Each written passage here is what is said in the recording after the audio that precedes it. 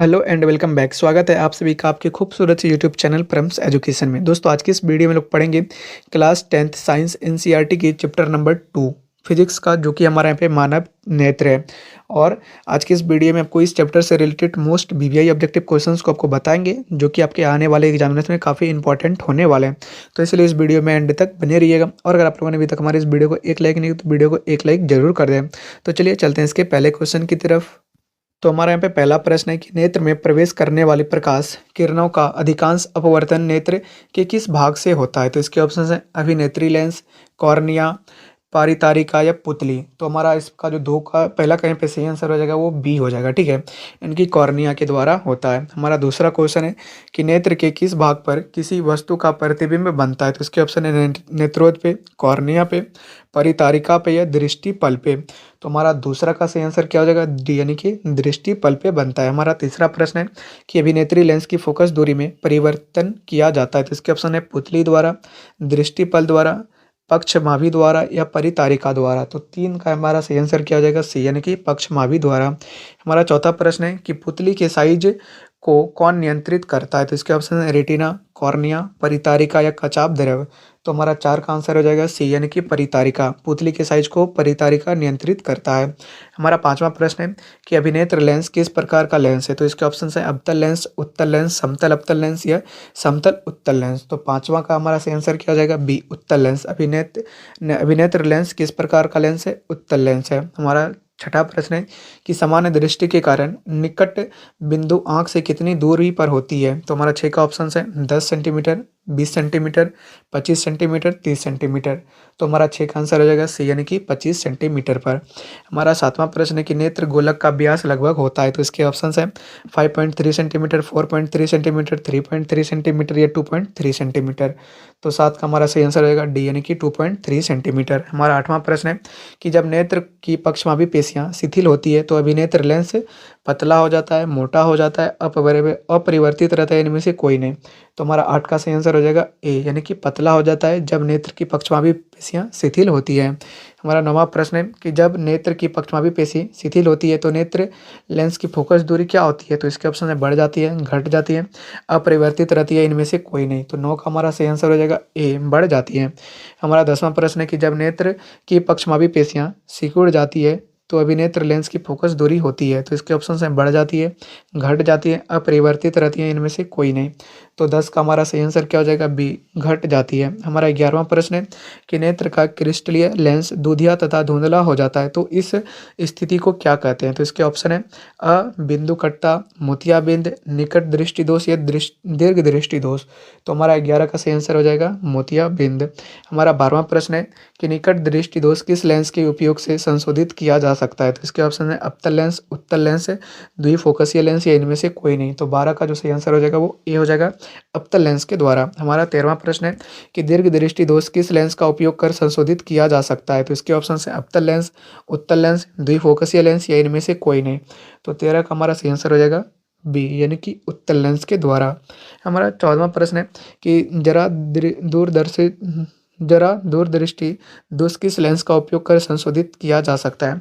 तो अवतल लेंस, उत्तल लेंस, द्विफोकसीय लेंस या इनमें से कोई नहीं। तो 14 का हमारा सही आंसर हो जाएगा सी यानी कि द्विफोकसीय लेंस का यूज करके हम लोग जरा दूरदर्शिता को हम लोग दूर कर सकते हैं। हमारा 15वां प्रश्न है कि निकट दृष्टि दोष मुक्त कोई व्यक्ति किस वस्तु को स्पष्ट देख नहीं सकता है। यानी कि निकट दृष्टि दोष मुक्त आदमी क्या नहीं देख सकता है। तो निकट पर रखी हुई वस्तुओं को, दूर पर रखी हुई वस्तुओं को या ए बी दोनों या इनमें से कोई नहीं। तो 15 का हमारा सही आंसर हो जाएगा बी, दूर पर रखी हुई वस्तुओं को यहाँ पे स्पष्ट नहीं देख सकता है।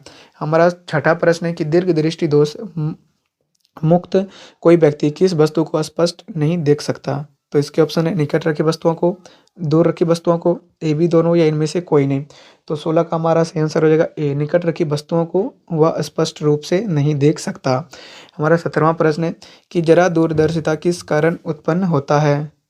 तो इसके ऑप्शंस है नेत्र की समंजन क्षमता घटने के कारण, नेत्र गोलक का छोटा हो जाने के कारण, रेटिना के कमजोर हो जाने के कारण या इनमें से सभी। तो 17 का हमारा सही आंसर हो जाएगा ए, नेत्र की समंजन क्षमता घटने के कारण। हमारा 18वां प्रश्न है कि निकट दृष्टि में अभिनेत्र लेंस की फोकस दूरी क्या होती है? तो बढ़ जाती है, घट जाती है, अपरिवर्तित रहती है, इनमें से कोई नहीं। तो हमारा 18 का सही आंसर क्या हो जाएगा? बी यानी कि घट जाती है। हमारा 19वां प्रश्न है कि दीर्घ दृष्टि दोष में अभिनेत्र लेंस की फोकस दूरी क्या होती है? तो इसका ऑप्शन है बढ़ जाती है, घट जाती है, अपरिवर्तित रहती है, इनमें से कोई नहीं। तो 19 का हमारा सही आंसर हो जाएगा ए यानी कि बढ़ जाती है। हमारा 20वां प्रश्न है कि निकट दृष्टि दोष उत्पन्न होने का कारण है। तो इसके ऑप्शन है नेत्र गोलक का लंबा हो जाना, नेत्र गोलक का छोटा होना, समंजन क्षमता घटना, या इनमें से सभी। तो 20 का हमारा सही आंसर हो जाएगा ए यानी कि नेत्र गोलक का लंबा हो जाना। हमारा 21वां प्रश्न है कि दीर्घ दृष्टि दोष उत्पन्न होने का कारण है। तो इसके ऑप्शन है नेत्र गोलक का लंबा होना, नेत्र गोलक का छोटा होना, समंजन क्षमता घटना, इनमें से कोई नहीं। तो दीर्घ दृष्टि उत्पन्न होने का जो कारण है उसका आंसर हो जाएगा हमारा नेत्र गोलक का छोटा हो जाना। हमारा 22वां प्रश्न है कि नेत्रदान नहीं कर सकता। तो इसका ऑप्शन है मधुमेह से पीड़ित व्यक्ति, दमा से पीड़ित व्यक्ति, उच्च रक्तचाप से पीड़ित व्यक्ति, या मस्तिष्क शोथ से पीड़ित व्यक्ति। तो 22 का हमारा सही आंसर क्या हो जाएगा? डी, मस्तिष्क शोथ से पीड़ित व्यक्ति नेत्रदान नहीं कर सकता है। हमारा 23वां प्रश्न है कि नेत्रदान कौन कर सकता है? तो इसके ऑप्शन है मधुमेह से पीड़ित व्यक्ति, हैजा से पीड़ित व्यक्ति, यहाँ पे तनिका शोथ से पीड़ित व्यक्ति, या लुकीमिया से पीड़ित।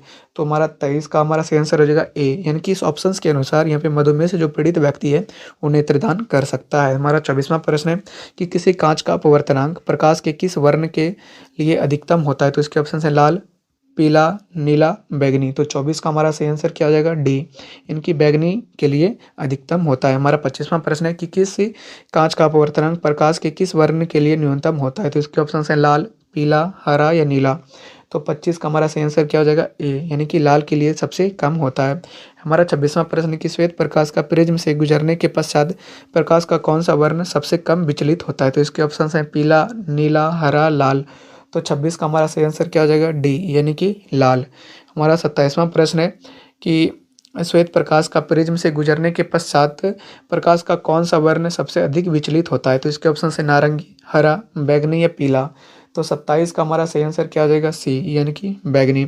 हमारा 28वां प्रश्न है कि आकाश में इंद्रधनुष का बनना प्रकाश का कौन सी प्रकाशिक घटना है? तो इसके ऑप्शन है प्रकीर्णन, अपवर्तन, परावर्तन, या विक्षेपण। तो हमारा 28 का सही आंसर क्या हो जाएगा? डी, यानी कि विक्षेपण। हमारा 29वां प्रश्न है कि इंद्रधनुष हमें दिखाई देता है। तो इसके ऑप्शन है अपवर्तन के कारण, परावर्तन के कारण, पूर्ण आंतरिक परावर्तन के कारण, या प्रकीर्णन के कारण। तो 29 का हमारा आंसर है यहाँ पे पूर्ण आंतरिक परावर्तन के कारण हमें इंद्रधनुष दिखाई देता है। हमारा 23वां प्रश्न है कि तारों का टिमटिमाने का कारण है। तो इसके ऑप्शन है वायुमंडलीय अपवर्तन, प्रकाश का प्रकीर्णन, प्रकाश का वर्ण विक्षेपण, प्रकाश का परावर्तन। तो हमारा 30 का सही आंसर हो जाएगा ए, यानी कि वायुमंडलीय अपवर्तन। हमारा 31वां प्रश्न है कि कोलाइडी कणों द्वारा प्रकाश का प्रकीर्णन को कहते हैं। तो इसके ऑप्शन है टिंडल प्रभाव, प्रकाश वैद्युत प्रभाव, प्रत्यास्था प्रभाव, या इनमें से कोई नहीं। तो 31 का हमारा सही आंसर हो जाएगा ए, यानी कि टिंडल प्रभाव। हमारा 32वां प्रश्न है कि ट्रैफिक सिग्नल में प्रकाश का कौन सा वर्ण होता है? तो इसके ऑप्शन है नारंगी, हरा, लाल, पीला। तो प्रकाश का कौन सा वर्ण होता है? तो हमारा 32 का सही आंसर हो जाएगा सी, यानी कि लाल रंग होता है। ट्रैफिक सिग्नल में प्रकाश का कौन सा रंग मतलब लाल। हमारा 33वां प्रश्न कि सूर्योदय और सूर्यास्त के समय सूर्य का रक्तताप प्रभावित होने का कारण है। तो इसके ऑप्शन है लाल रंग का प्रकीर्णन अधिक होना, लाल रंग का प्रकीर्णन कम होना, लाल रंग का चाल कम होना, या इनमें से कोई नहीं। तो 33 का हमारा सही आंसर क्या हो जाएगा? 33 का हो जाएगा बी। तो 33 का सही आंसर हो जाएगा लाल रंग का प्रकीर्णन कम होना, जिसके कारण हम लोग को सूर्य यहाँ पे लाल दिखाई देता है। तो दोस्तों आज के इस वीडियो में आपको फिजिक्स के लेसन 2 जो कि हमारा मानव नेत्र एवं रंग बिरंगी संसार है उसके मोस्ट वीवीआई ऑब्जेक्टिव क्वेश्चंस के पार्ट 1 को बताएं। इसके पार्ट 2 को देखना चाहते हैं तो आप लोग हमारे इस चैनल को सब्सक्राइब करके इस चैनल से जुड़ जाएं। आप लोग इसके पार्ट 2 को अगर देखना चाहते हैं क्योंकि इसके पार्ट 2 हम कुछ दिन में ही लाएंगे। तो मिलेंगे इसके पार्ट 2 वीडियो के साथ, तब तक के लिए आप लोगों से विदा लेते हैं। जय हिंद।